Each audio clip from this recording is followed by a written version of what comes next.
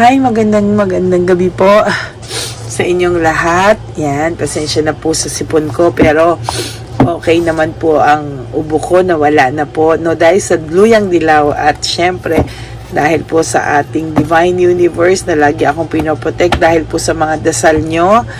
Ayan, so ngayon po ay meron pa palang kalahati dito. Marami po salamat sa inyo, no? Kaya lang medyo ngongo na lang po ako kasi nga po sa sipon. Pero marami po salamat sa mga prayers nyo, sa mga wishes nyo na umokay ako, no?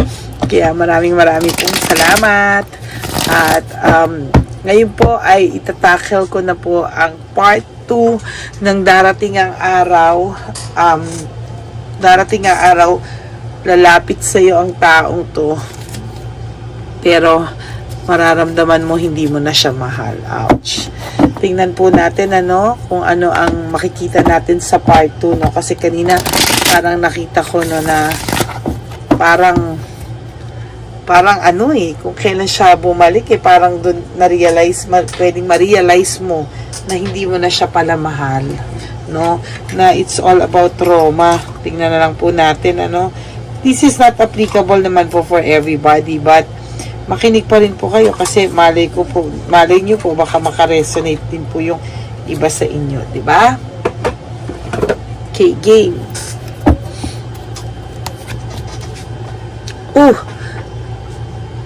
Same yung first card kanina sa ngayon. Coldness, no? Nakita niyo naman po, binalasa kong mabuti. Coldness, no? Talaga nakakaramdam na po ito ng panglalamig na kung sino man po ang kinakasama nitong taong to sa ngayon ay talaga pong nakakaramdam ako. Ang lakas ng pakiramdam ko. Pero may coldness na po talaga, no? Clash of interest, hindi na po sila nagkakaintindihan,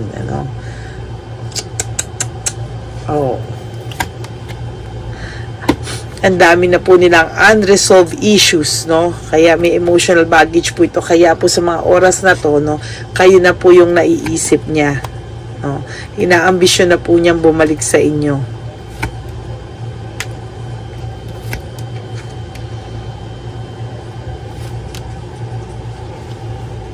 Difficulties, no? Doubts, weakness and manipulation. Alam niya po na nagkamali po siya, no?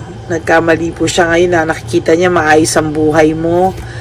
Nakikita niya po na may willpower siya. Nako. So, stress and burnout pa rin po itong taong to, no? Pero parang nakakaramdam po siya ng willpower and new venture, no? Na parang gusto na po talaga niyang bumalik sa'yo, no? Kaya lang po, sabi ko nga, nagdadalawang isip to kasi nakakarating po sa kanya sa mga bali-balita na ikaw daw ay naka-move on na. Maaaring ito pong taong to ay may kinakausap na kaibigan mo na pwedeng ay may emptiness and emotional loss. Pwede pong nababaliktad yung mga sitwasyon, Baka may iba pinapalabas na naka-move on ka na, no? So, may insecurity sa iyo yung nagbabalita, no? Or sa iba naman, pinapalabas talaga, sinasadya na naka-move on ka na, no? Para sabihin na hindi ka na apektado and all, no? Passion and high standard. Kasi pwede rin po yung tao sa inyo ay may insecurity, hindi rin siya makalapit, no? Parang may self-pity dito Parang may nakikita kasi ako dito na mas may ka sa kanya, mas may sinabi ka sa kanya, no? Oh my God, may mga naiisip akong nare-resonate ko na mga subscribers na nagpa-private reading, parang nakikita ko yung barahan nila. So, failure, no? Failure po ito, tong relationship na to. Binabalanse niya but still hindi niya mabala-balanse, insecure, no? Insecure talaga sa yung babae kinakasama niya ngayon. Kaya sa totoo lang, kada dakdak ng babae, kada dakdak ng palakang kokak na yan, kadadakdak niyan, ayan, no, naiisip niya tuloy ngayon lalo yung worth mo, no, kung bakit ka ba niya naloko, kung bakit ka ba niya pinabayaang makawala, no. So, kakadadakdak niyang palakang kokak na yan, or basta babae o lalaki man yung palaka, doon niya lalong nare-realize tuloy na bakit ko ba pinakawalan tong babaeng to. Kaso may nakikita po ako dito, no. Baka pag nagharap kayo, yun ang masakit, no. Baka pag nagharap kayo, ma-realize mo, ay, okay na pala ako, no. Baka ma-realize mo na gusto mo na lang pala ng closure. Again, this is not applicable for everybody po, ha. This is a general reading and not a private reading po. Ayan, no, sabi niya, bakit niya ba sinira nyo yung samahan nyo, no? Shattered dreams, ano? So, may resentment talaga to, may pagsisisi to. Kaya lang, so, totoo lang, no? Hindi ko alam kung gusto nyo pa tong balikan. For some of you, yes, but for some of you, no na rin, no? Kasi parang ayaw nyo nang magtiwala and ayaw nyo na mag-go through the process of hurting you once again, ano? Ayan, no, may mga nakakausap po ito, no? Nakakausap po ito na pinaparating sa kanya na naka-move on ka na okay ka na. Ayan, yo, cold heart, no? Na malamig ka na sa kanya, na may iba ka na, or may mga naliligaw na sa yung iba. Ang fear ko lang, baka pag nagkaharap naman kayo nito, gustong-gusto mo siyang bumalik, gustong-gusto mo siyang makausap. Ang tanging fear ko lang, paano pag bumalik pala to, nakausap mo, at biglang nakasama mo na siya, na ang saya-saya mo, feeling mo, success ka na in everything. Tapos mararamdaman mo na kung kailan siya nag-reach out sa'yo, hindi na pala yun yung hinahanap mo, no? Hindi mo na pala gusto yung samahan nyo, no? Na na-trauma ka na lang pala talaga, or na-trauma kang iniwanan ka. Kaya, to be honest, hinanap-hanap mo to, nalungkot ka, iniiyakan mo, pero nung pagbalik niya, parang hindi mo na rin pala maibigay yung dating ikaw, hindi mo na rin pala matitiwala yung kung ano man yung dati, no? Parang wini-wish mo kasi bumalik tong taong to, but ang nangyari is more on hindi na pala yun yung hinahanap mo, hindi na pala yun yung gusto mo sa buhay mo, no? Naka-move on ka na pala, no? Naka-move on ka na pala, parang closure na lang pala yung kailangan mo. Parang for some of you, ganun ang nakikita ko, ah. But for some of you, meron pang chance maayos. Basta magsisi lang ito talaga ng talagang masasabi natin na nagsisi talaga siya. Pakita niya talaga sa iyo na talagang magbabago na siya. Hindi niya nasasayangin yung chance na binigay mo, no? Kasi sa totoo lang po, nawalan talaga ng direksyon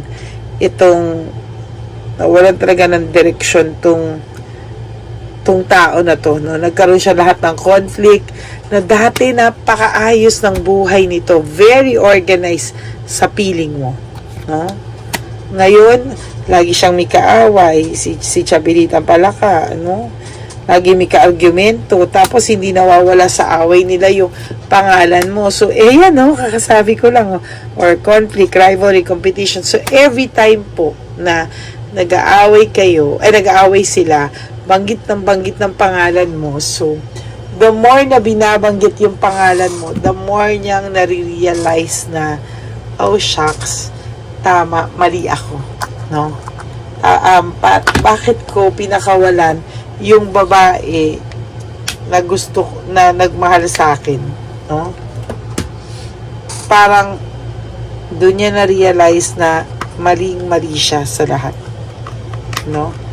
But, dahil din po sa mga nalalaman niya, dahil din po sa mga, alam mo yun, nababalitaan niya sa mga kaibigan mo, or mga nakakausap niya, kaibigan niya kakilala mo, or kilala niyang mga kaibigan mo, no? Napapanghinaan to ng loob kasi ang pinapalabas po ay naka-move on ka na, may iba ka na, may nililigawan ka na, may boyfriend ka na o may girlfriend ka na, no? Yun po ang masakit doon. Kasi sa totoo lang, nanghihina na nga yung loob nito. Papahinain pa nung nagsasabi sa kanya na naka-move on ka na, ano pa, 'di ba? Kaya ayan, sinasabi ko talaga, lalong nanghihina yung loob nitong taong to. But there will come a time na hindi na rin niya kakayanin. He will reach out, no? No, hindi na lang dahil sa kaibigan mo siya magtatanong. Darating ang araw, didiretsahin ka na nito. Darating ang araw, magkakaroon kayo ng oras na kayo ay magkakaharap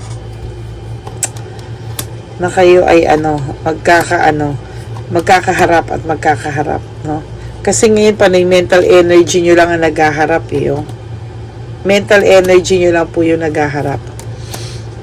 Oh, see? Wala pang direksyon ang buhay talaga nito. Very unpredictable. Yun yung naiisip niya. Tsaka parang hindi na rin niya bet yung, di ba, word ko po, millennial bet. Hindi niya na rin po bet yung away ng away, no? Ito, nagkakaroon siya ng clarity, no? Gusto niya ma-improve yung buhay niya. There's improvement.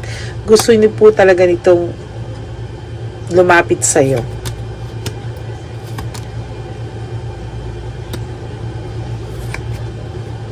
Ayan, gusto niya po ulit mabigyan ng isang pagkakataon. Yun nga lang po, no? Tingnan natin kung kailan po ito lalapit at magkakaroon ng lakas ng loob. Kasi to be honest with you, nangihina po yung loob niya sa mga oras na to. Reward, fruit of labor. Tuloy-tuloy mo lang daw po yung magandang sa trabaho mo, no? Or sa pinagkakakitaan mo. Gusto niya po mag-win at all cost. Nung una po, to be honest, nagyabang pa po itong taong to, no? Sobrang yabang pa po nung taong to, no? Niyabangan pa po kayo ng niyabangan. Pero nung huli, deep inside him, he realized, naging rude pa po ito sa inyo. Masakit magsalita, no? But then again, no? Itong mga huli, nakaka-realize siya na kinaya mo palang mawala siya. And siya pala yung hindi maayos nung kinaya mo na mawala siya. So ngayon, dadalawang isip siya kung kailangan mo pa daw ba siya or hindi na. Yan ang masasabi kong kalokohan talaga, no? Kung kailang wala ka, tsaka na-realize yung worth mo. Dapat, 'di ba? Nung nandyan ka, minamahal mo siya, ini-help mo siya, binibigyan mo siya ng atensyon, pagmamahal, effort, suportang 100%. Dapat doon pa lang, no? Talagang hindi kanya pinakawalan, pero hindi eh. There's betrayal kasi. Oh, fatigue and exhausted siya. Pinagsisisihan niya yung nagawa niya, no? At gusto niya bumalik pa rin sa'yo because he's really distracted. May distraction. Ayan, ang buhay niya nagkamalas-malas. Nagkaroon ng karma, no? Naisip niya yung pinalit niya sa'yo, mas pangit ang ugali, ikaw ay kabaliktaran mo, no? Pangit ang ugali niya. Kumbaga, nakarma siya kasi yung gusto niya yung kakaiba, pero mas worse pa ang ibig ko sabihin, mas worse pa yung nakuha niya kasi ang dami niyang, sa totoo lang, yung mga reklamo niya sa pangit ugali mo or ganyan, ikaw ang sinisisi niya, etc. Sa totoo lang, ngayon niya na-realize na hindi pala, na ikaw pala ay maayos kumpara sa ibang babae. Nagkaroon kasi ito ng parang panglalamig, Kasi sa'yo niya sinisi lahat. Siya na yung nag-betray, siya pa yung sinisi sa'yo yung lahat. Tapos naging rude na sa'yo to and everything. Pero pinilit mo pa rin maging maayos, no? Pero wala talaga. Nilaban mo pa po ito, no? Pero wala. Ngayon nakaka-adjust ka na. Pero sometimes you feel na parang naiiyak ka pa rin, namimiss mo pa rin to. Pero you'll never know. Baka pag nakita mo siya, ikaw mismo ayaw na pala. No? Baka ikaw ma-realize mo na, oh my God, for some of you, it will happen. Ma-realize nyo na hindi na pala kita gusto. Iba na pala ang, okay na pala ako. Kailangan ko lang pala ng closure. For some of you naman, magiging happy, no? Magbigyan ng chance, no? Pero for some of you, most of you, ayaw na. At yun ang pinaka-karma niya at makakapagpabigay sa kanya ng lungkot. Alam nyo ba na pag niloko kayo, tapos bumalik sa inyo, at naramdaman nila na hindi na sila ganun ka-welcome dahil sa ginawa nilang pagbebetray sa inyo, mas masakit sa kanila yon. So, totoo lang, masakit yun. Kasi kung kailan na-realize nila kayo, ang hirap kasi wala palang second chance. Kaya kahit mabigyan nyo lang sila ng 0.5% na chance or 5% na chance, i-grab nila yon just to prove to you na nagbago na sila. Kaya lang, for some of you, or most of you, hindi na po kaya, no? Hindi na po kayang ibigay yung same love, same attention. Yung iba, hindi na nila makayang mag-alaga ng alagain. I'm sorry, no? Because to be honest with you, binaby mo to. No? Nakampante sa'yo to. No? Kaya, nakampante sa'yo to, binaby mo to, kaya, nung naghiwalay kayo, akala niya, ayan no, may pag-asa palagi. Pero sinasabi ko sa iyo, for most of you, ayaw nyo na. At yun ang karma niya, mga kapatid. Nakakulong siya ngayon, no? Sa sarili niyang multo. Ay, sad lang kasi mas marirealize niya na mas masakit pala dahil kaya mo pala talaga siyang ayawan. Na mas umokay ka nung wala na siya. Yun yung masakit na part doon, no? Na kung kailan na-realize niya, tsaka mo pa na-realize na ayaw niya sa'yo. Ayan, no? Marirealize niya na for some of you, blinak niya na siya. Yan, siya daw ang lalaki, no? Pero sometimes, naaapakan daw yung ego niya. No? I am better with my mind than my heart. Sa ngayon daw, ang isip niya ay nasa iyo. Kahit yung may karelasyon siyang iba. No? Ayan, no? The way I have treated you was wrong. No? Na-realize niya. No? Kung paano kanya trinato ay mali. No? I am stuck in the vision of us together. So, naiisip niya pa rin po kayo together. No? Parang gusto niya na po talagang bumalik sa inyo. Stuck po siya sa thought na kayo pa rin, no? Sa huli. At hindi po siya maka-move on. Why can't I move on from you? I am scared of rejection, no? So, gusto na po talaga nito bumalik. Hindi siya maka-move on sa iyo. It's just that, sinasabi ko po sa inyo, he is really scared of rejection. Why do I feel this way now? Na it is dark without you, no? Naghiwalay kayo sa kanya-kanya, sa iyo niya lahat sinisi, oh. Pero nagsisi siya. Why?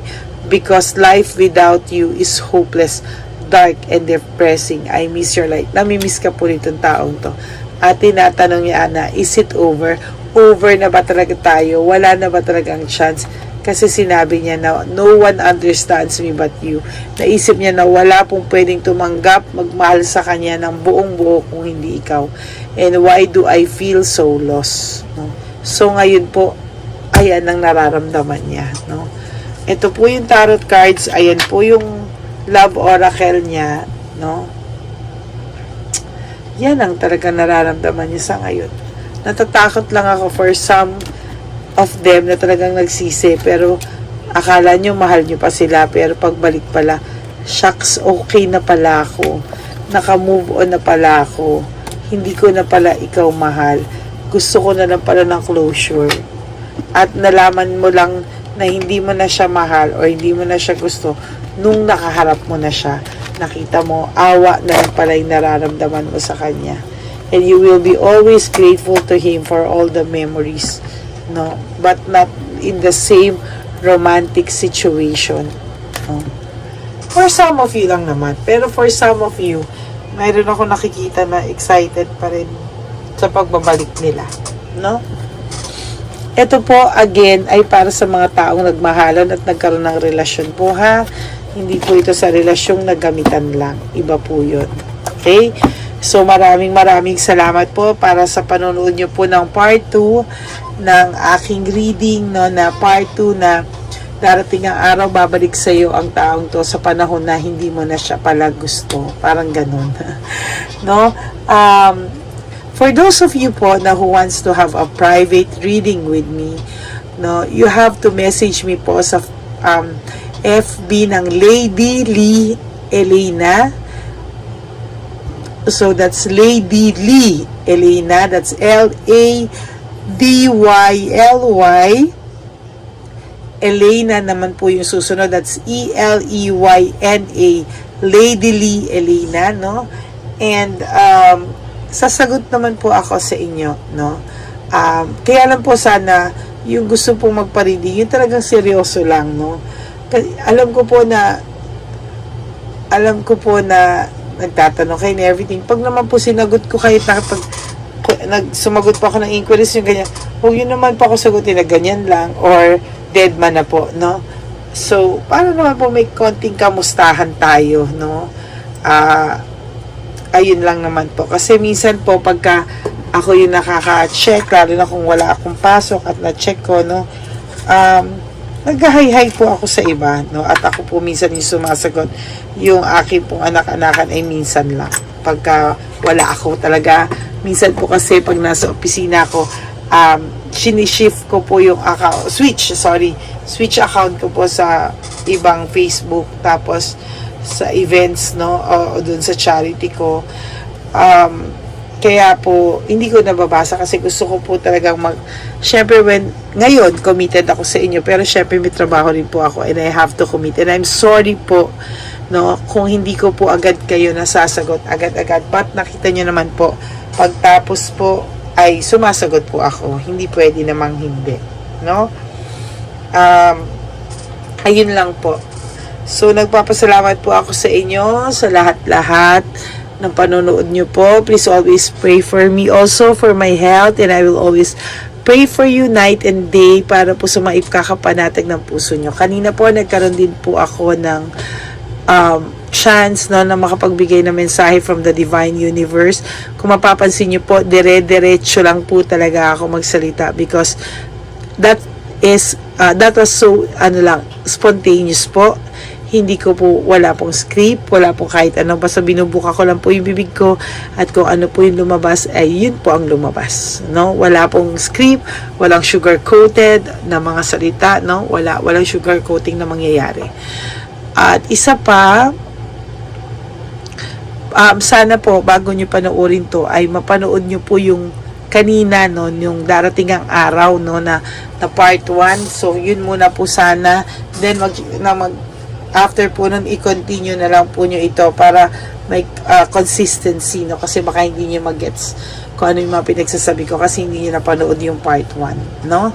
So yan, maraming pong salamat sa inyo at gusto ko po ipaalam sa inyo na lagi lang po ako nandito para sa inyong lahat, no. Kahit po tulad ngayon, pagod na pagod po talaga ako, antok na antok ako, masakit ang katawan ko. Hindi ko po alam kasi minsan, most of the time, pag nakaupo ka lagi sa work, tapos pagdating din dito, upo ka rin, di ba?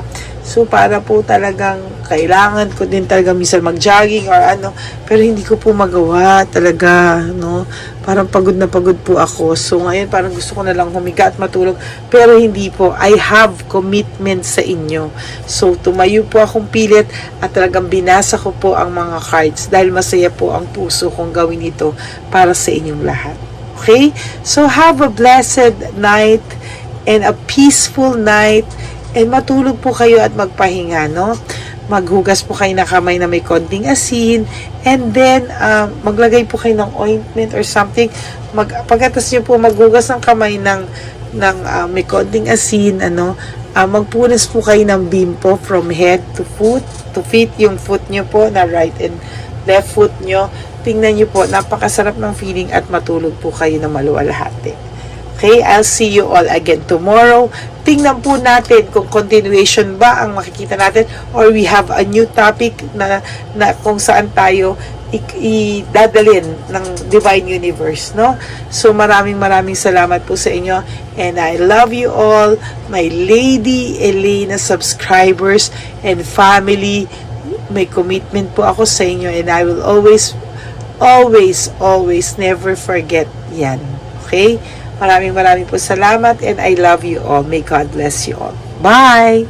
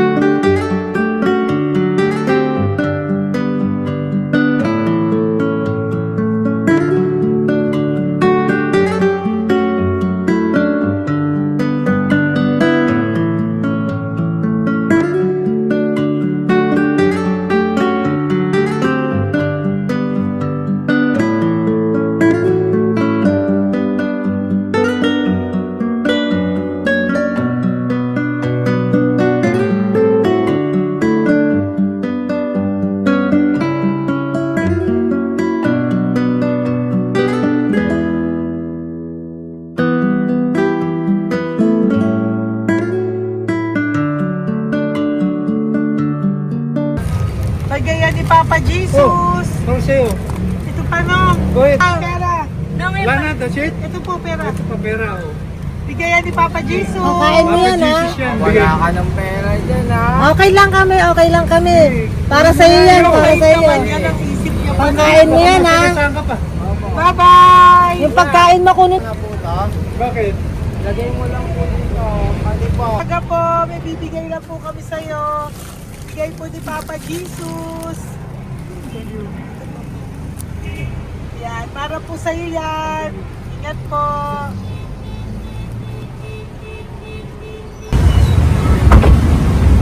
Gandang tanghali po. May bigay po si Papa Jesus sa inyo. Salamat po. Salamat po. Ito po. Salamat po. Tigisa po kayo sa Pampaw. Thank you po. Andes po, nanay. Ingat po kayo lahat. Apo, apo, apo. Pangalaman po. God bless.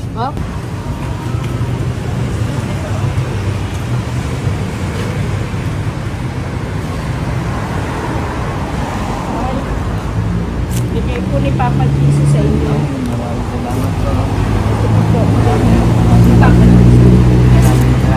Andes po. Kuya, pangkain mo po yan, ha? Kain ka ba nandyan? Po, hindi po. Dito po, nanatimbahan po. Ah! Sa Music Ministry. Doon ka nakapwesto. Opo. Sige po, bye po. God bless po. Ingat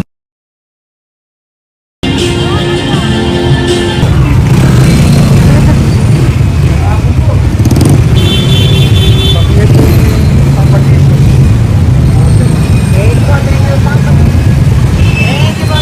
Thank you po, bye po. Meron pa bigay po ni Papa Jesus. Salamat po. Ayan.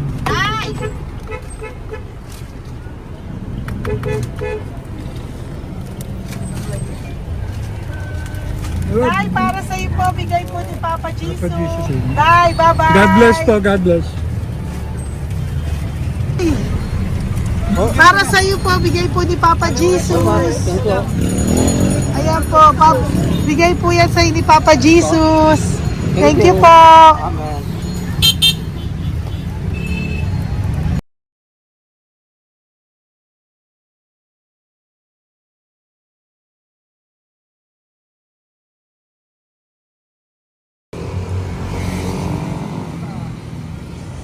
Bigay ni Papa Jesus. Kaya po pagkain ato po ah. Madami mong aso, kuya. Alaga mo lahat yan. O, nagkait. Hindi, sa isya na sa iba. Kalagala. Ay, talaga? Salamat po. Nalagala ko. E, paano pagkain yan, kuya? Saan mo kinukuha? Sa tambay ko. Lahat. Ang dami. Ang dami niya pong aso. Po. Oy, ang daming aso ni kuya. Sais. May nagbibigay sa inyo pagkain. Nangangalakal ako. Okay po. Tapos, Kaya mo kuya, pag nadaan ako, bibigyan kita ng dog food dito, ha? oo. Dito ka lang ba lagi? Oo, dito ako nagtutulog. Okay po, sige. Okay po. Marami din akong aso sa bahay, eh. Salamat po. Okay po. Isa. Kuya, pangkain mo yan, kuya.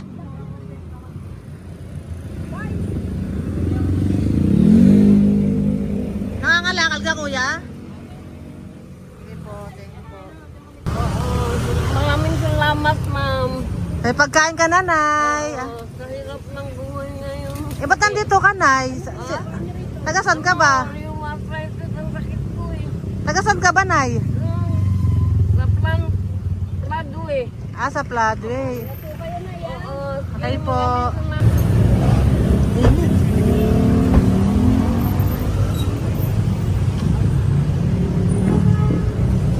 Nay! Bibigay ako sa'yo. Natandaan mo na ako. Ito. Hapon po. Pabigay Si po. tatay. Si tatay. Thank you, Nay. Habay po.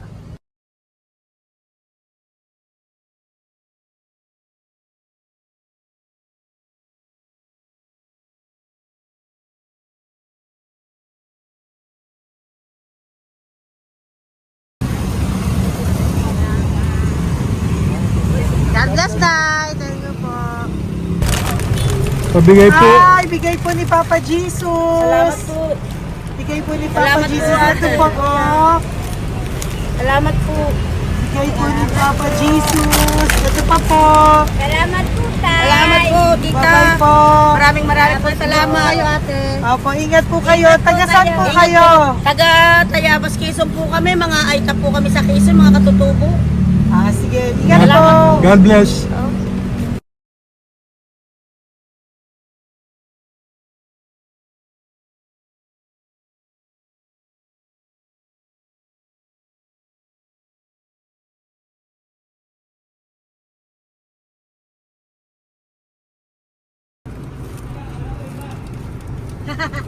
Tay! Kasi tinatawag niya eh. Bigay po ni Papa Jesus. Thank you po.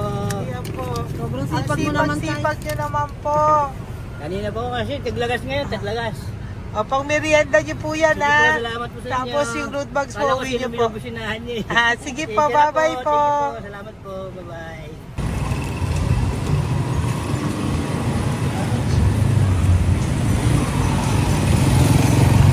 Brother! Basta, mabigay ni Papa Jesus sa'yo. Ang kaya mo yan, ba't hindi ka makatayo? Na ano ka? Ah, okay. Sige, bye-bye.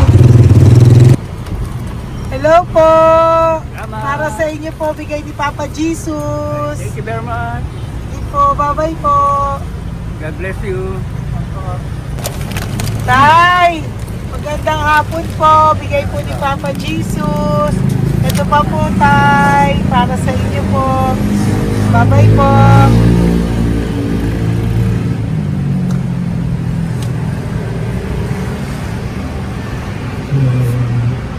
Kawawa, no?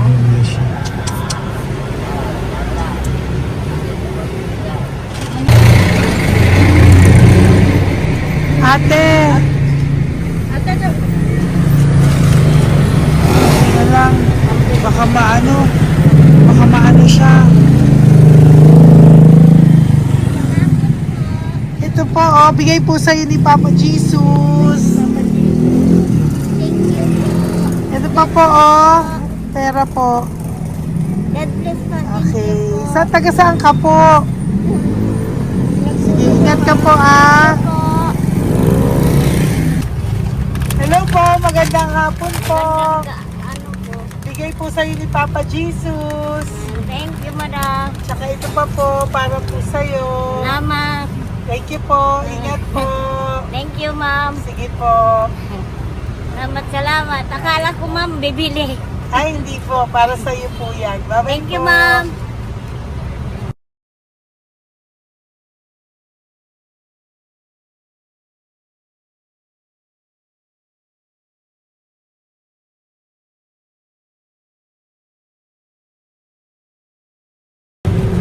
Tay, Hirap na hirap. bibigay po ako ng uso. Hirap na hirap Dito siya. po tayo, dito sa kabila. Ano mo siya, lies pa yan. Kawawa naman. Tay, magandang araw po. Oh Lord. Bigay po ni Papa Jesus. Ay, ito po, ano, pangdagdag po. Pagdagdag po, bigay po ni Papa Jesus. Thank you po. Thank you po, Kawawa Tay. naman. Diyos ko, hindi na siya makaano ko. No. Tama, may tatalingin lang. Ano kami yun, nalulog ko lang. Siyempre, ang bigat niyan.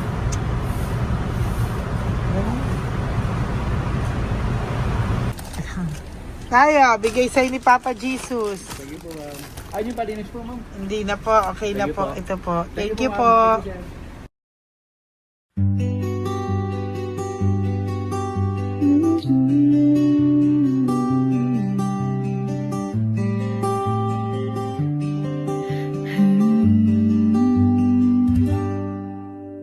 Nasa panahon ako ng kalungkutan, panahon na hindi ko alam ang gagawin. Nalilito, naguguluhan, nagtatanong sa sarili, ano nga ba ang gagawin ko? Nang biglang nag-browse ako sa YouTube at biglang lumabas ang channel mo, ang mensahe na noon ay nilabas mo. Angkop sa nadarama ko. Unang beses lang dumaan ang channel mo sa browser ko. Hindi ako nagdalawang isip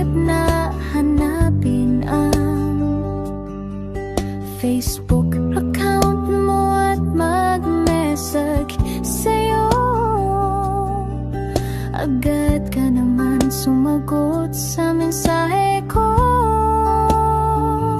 Hindi ko alam ang damdamin noon, dahil parang may sumungaw sa aking pag-asa. Nang kaliwanagan sa dilim ng gabi, dumating ka, ikaw ang sagot sa panalangin. Salamat dumating ka at nakilala kita, Madam Elena. Nabago mo ang pananaw ko, noon ay malabo, ngunit ngayon ay may linaw na tinatahak. Salamat sa Diyos, ikaw isang anghel